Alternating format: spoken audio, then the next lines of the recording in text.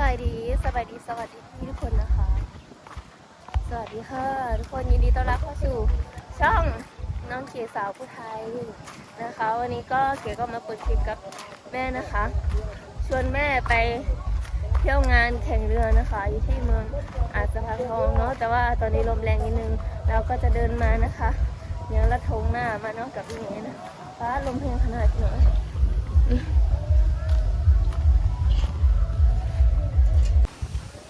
อันนี้คือบรรยากาศรอบๆวันนี้นะคะพี่ลมแรงมากเลยค่ะลมก็แรงสุดๆไปเลยอีแม่พระเนี่ยตอนนี้ตาไว้ตรงวันหนาวเนาะ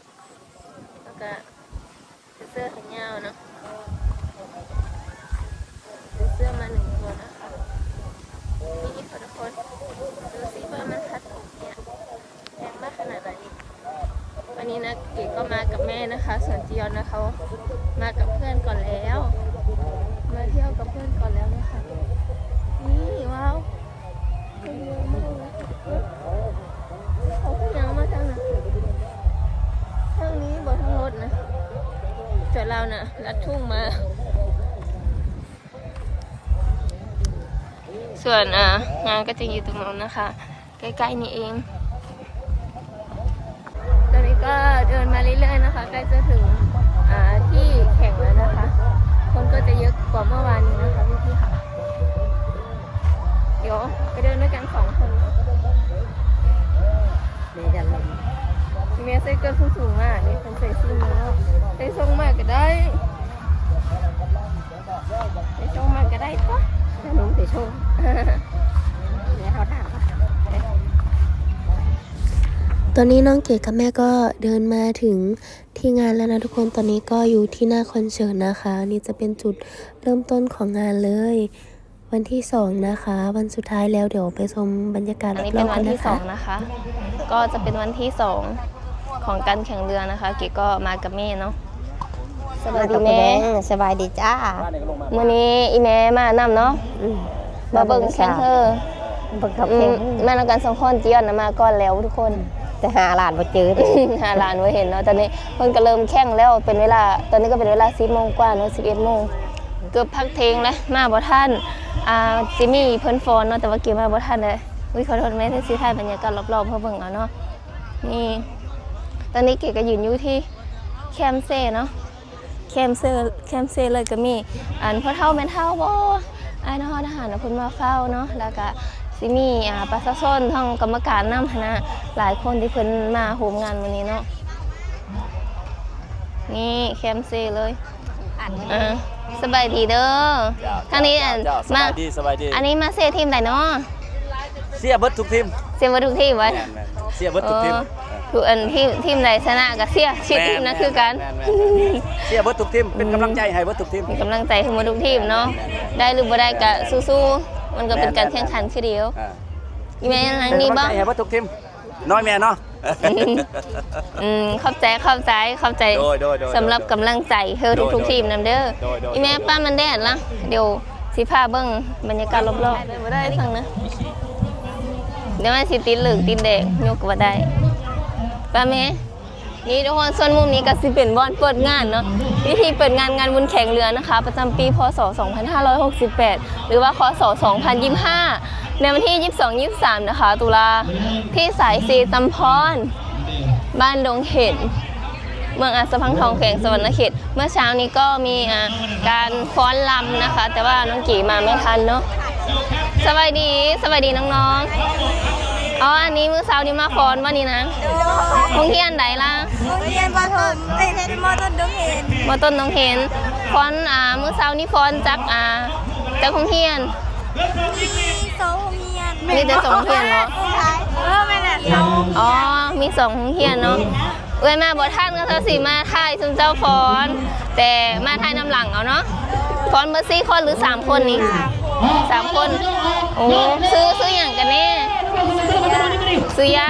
น้องย่าอันนี้เดี๋ยวเราฮะสุวรรณเกิดดาน้องๆก็มาเที่ยวงานหมุนแข่งเรือเนาะประจำปี2025เนาะไปรอมาวันหรือยังรอแล้วมวนบ้าง คนหลายคนนัด ข้างในคนหลายคนเนาะกระเซิร์ส้นเนาะทุกคนที่ใครมากะสามารถมาเสียมาส้มเนาะมื้อนี้คันบ่ทันปีนี้ก็น่าจะเป็นปีหน้าเนาะแต่ว่าจัดทุกปีเนาะจัดทุกปีงานแข่งเรืออยู่ที่น้องเห็นเนาะทุกคนก็ยิ่งใหญ่อลังการม่วนบ่ยกโลม่วนแท้ม่วนอีหลีเด้อทุกคนแบบมาส้มมาเสียได้เนาะขอบใจเด้อน้องๆบ๊ายบายเที่ยวงานให้ม่วนเด้อบ๊ายบายฮะไปมาแต่อันนี้แหละอยู่น้องเห็นนี่แหละอยู่ในเงินลุงแพง แม่นเป็นหลานเราเจ้าซื้อหน้าใดก่อนเจ้านะไปถามปารีน่าอ๋อเมื่อกี้จะไม่ได้ถามครบ4หรือเปล่าก็จำบ่ได้เดี๋ยวงานให้มวนๆเด้อบ๊ายบายเดี๋ยวไปรอก่อนเมื่อกี้เห็นน้องๆคนฟ้อนค่ะทุกคนฟ้อนแล้วชอบเลยซื้อเกสรสาวผู้ไทยภาษาไทยเกสรสาวผู้ไทยภาษาไทยกับแบบสู้แดดเลยได้เกณฑ์นี่เกณฑ์ใส่เสื้อถือเสื้อแขนยาวมาเสื้อแบบขนนี่นุ่มๆมันนะเห็นว่าน้องๆผมกำลังค้นหา YouTube อยู่ใน YouTube เนี่ยเดี๋ยวบอกซื้ออันสองก่อนสบายดีอ่ะโดยเพื่อนน้องขอถามได้บอกว่างานแข่งเพื่อนในปี 2025 นี่นะเพื่อนแบบแข่งจากหมู่บ้านจากล่ำนี่นะเพื่อนนะ โอ้เม่นที่นี่เม่นทางเมืองเขาจะได้เปิดกว้างเลยแปลว่าเพื่อมาทางอื่นสามารถแข่งได้ อ๋อถ้าแบบ เขาบริกำหนดว่าเอาเฉพาะแต่ในเมือง อ๋อแบบว่าขั้นไข่เนาะยังมีโซนทัวร์มาแข่งมีการสามารถเข้ามาสมัครแข่งได้เนาะ แม่นมาสมัครแข่งได้แต่ว่าบริลงทะเบียนอย่าง บ่ได้ลงทะเบียนอย่างเลยบ่ มีแต่มาลงทะเบียนนั่นบริเสียเงิน อ๋อมาลงทะเบียนบ่ได้เสียเงินอ๋อ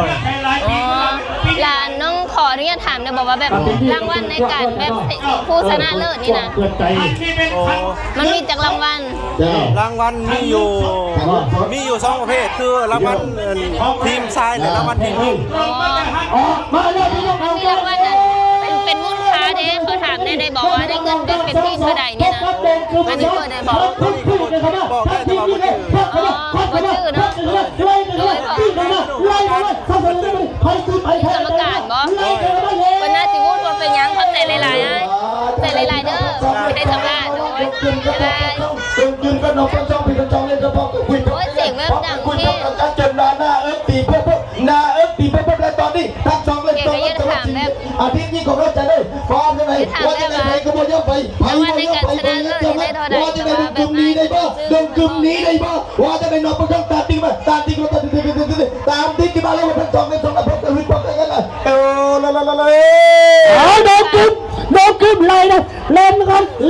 เลยควักเขาว่าน้องมันเล่นสู้เสียงไม่ไหวค่ะ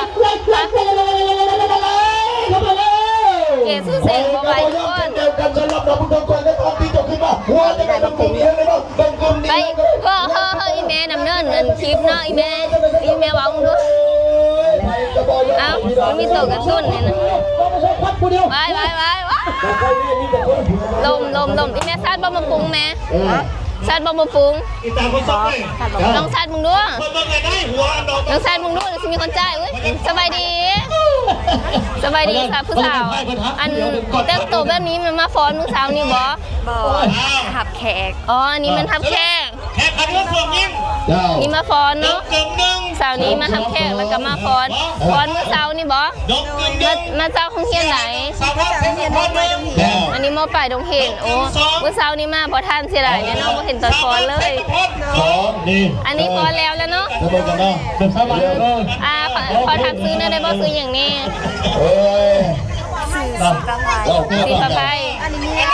นี่ล่ามันบอนี่นะอ๋อน้องๆ10 ใบแล้วบอ10 ใบเข้าอันข้างในแล้วบอไปขาบ้านตลอดมันขึ้นผัดโซ่หอมันขึ้นมาเที่ยวงานบุญทรงเฮือนี่มวนว่าให้สู้ๆกันทุกคนมาเที่ยวเนาะอยู่ที่ดงเข็นเมืองอาสาทั้งหมดทุกคนมาจากเสาเกียร์สาวคนไทยเด้อทางยูทูบบ๊ายบายเด้อสาวเที่ยวงานให้มวนๆใจบ๊ายบายเขาเรื่องหนักสิไพ่ก็ชั่วกันอันนั้นยกกึมฟองไป ก็สิมีทั้งผู้ที่มารับแขกแล้วก็ผู้ที่มาฟ้อนเนาะทุกคนเนาะ คนไทยไว้โอ้ยเดี๋ยวมันแล้ว นี่ค่ะบรรยากาศก็จะมีเขาขายของซื้อของกินของใช้ขายของกินของใช้อ้าวเขาก็จะขึ้นอย่างนี้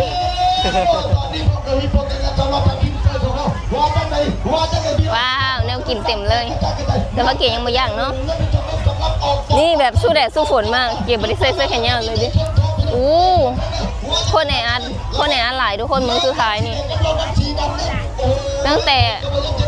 แคมเซ่เนาะแทบสิบ่มีบอลเข้าส้มเลยนะอีเมทายให้แน่ ถ่ายได้ไหมให้ดีเป็น เขาจับให้เห็นห้าวนี่นะคะสิยาง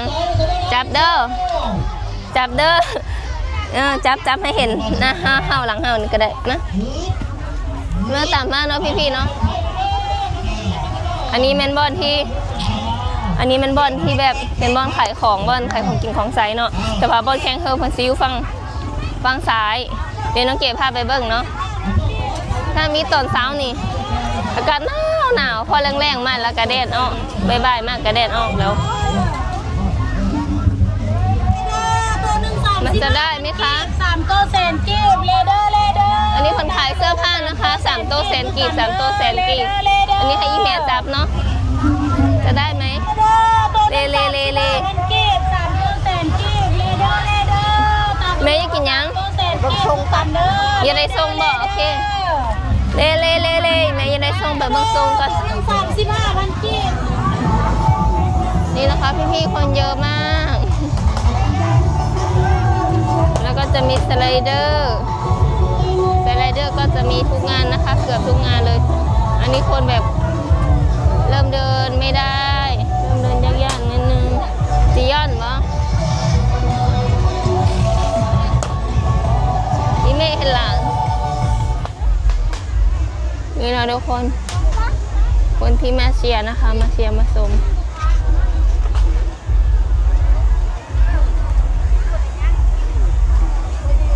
นี่เยอะมากๆเลยค่ะนี่ตอนนี้กำลังสิเริ่มแล้วนะทุกคนตอนนี้กำลังจะเริ่มแล้วนะคะจะเริ่มออกเรือแล้วแดดได้ลอยอันนั้นคนเชียร์เต็มเลยเต็มแคมป์แล้วออกไปอีกแล้วสีแดงกับสีน้ำเงินนะคะฮึบสู้เอาฮึบใครจะชนะเอา1 2 3ขวา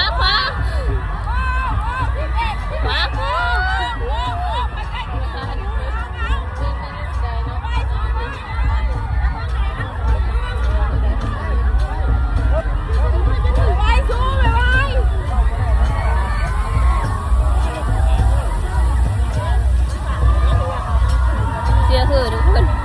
นี่ทุกคนตอนนี้เข้ามารองานแข่งเนาะการถือว่า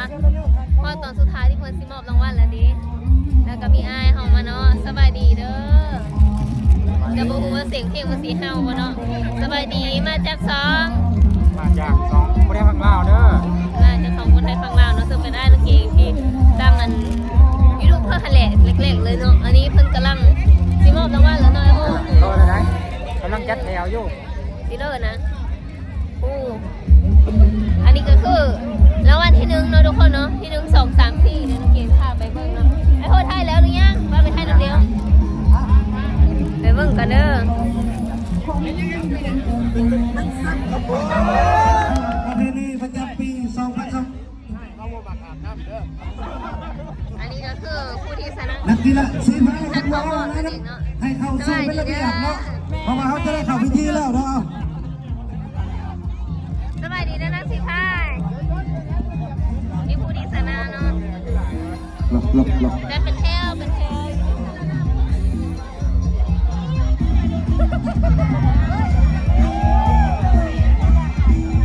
นกระสีนะคะต้องว่าเลยดิ1 2 3 4พี่น้องในวันแรกๆก็เห็นพนักเต้นร้านเนาะ รางวัลที่1 7 ล้านกีบนะคะก็ประมาณหมื่นกว่าบาทนะคะก็ทีมดงเห็นได้ที่1นะคะพี่ๆทุกคนอันนี้ก็จะเป็นคณะกรรมการที่เขากำลังจะเตรียมนะคะมอบรางวัลนี่ก็คือจบงานแล้วนะคะเก๋มาตอนเช้าด้วยแล้วก็ตอนบ่ายด้วยนะคะเพราะว่าตอนเช้าเนี่ยเมื่อเช้านี้ยังไม่จบนะคะต้องมาตอนบ่ายอีกมาดูว่าเขาแข่งเรือกันเสร็จหรือยังอันนี้ก็เสร็จแล้วก็มอบรางวัลกันแล้วนะคะ อันดับที่4 แล้วก็มาเสยเนาะสวัสดีเด้อ จากละคน เอ้ยมาจากสองเด้อ จำนวน1 ล้านกีบ สาวผู้ไทยกาฬสินธุ์โดย เพื่อส่วนยิงสรุปได้ดังนี้ โอ้ยตะเมยน้ำน้องเพจนี่เนาะ ยิงได้แก่เพื่อส่วนน้องประสงค์จากบ้านน้องบุญชงเมื่อสะพานทอง สู้ๆต่อไปเธอซีเฮ็กไปหลายเธอเท่ากันขึ้นมาอีกก็ฝากติดตามเนาะพี่ๆเนาะฝากติดตามเป็นกำลังใจเอ้ยสาวผู้ไทยเอ้าผู้ไทยกาฬสินธุ์เนาะ จำนวน5 ล้านกีบขอส่งเสริมอันดับที่3ได้แก่เพื่อส่วน